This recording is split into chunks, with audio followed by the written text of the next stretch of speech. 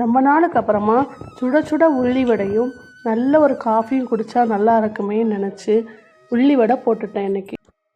அதுக்கு எப்படின்னு சொல்கிறேன், 4 பெரிய உள்ளி வந்து நிலநலமாக வெட்டி அதை கை வச்சு நல்லா உதுத்து வச்சுட்டேன். அதுக்கப்புறமா 3 பச்சை மிளகாய், இஞ்சி ஒரு துண்டு பொடி பொடியாக நறுக்குனது, கொஞ்சமாக கருவேப்பிலை, கொஞ்சம் மல்லி இலை, ஒரு 100 கிராம் கடலை மாவு, ஒரு 25 கிராம் அரிசி மாவும், 1 டீஸ்பூன் வந்து 1 டேபிள் ஸ்பூன் மிளகாத்தூள், கொஞ்சமாக உப்பு, தேவையான அளவு தண்ணி ஊற்றி நல்லா கட்டியாக மாவு வந்து பிசைஞ்சு வச்சுருக்கணும். நல்லா கட்டியாக இருக்கணும். அதில் வந்து சூடான கொஞ்சம் எண்ணெயை ஊற்றி மாவு பிசையணும்.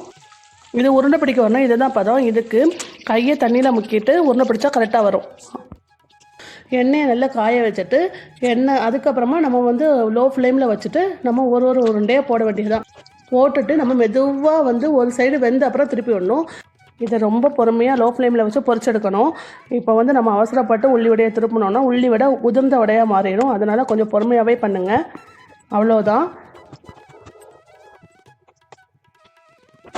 அது 2 சைடும் நல்லா வெந்து நல்லா முறுமுறுன்னு அது கலர் மாதிரி இப்போ காட்டுறல இந்த மாதிரி வரும். ரொம்ப பொறுமையாக பண்ணும்போது இந்த மாதிரி வரும்.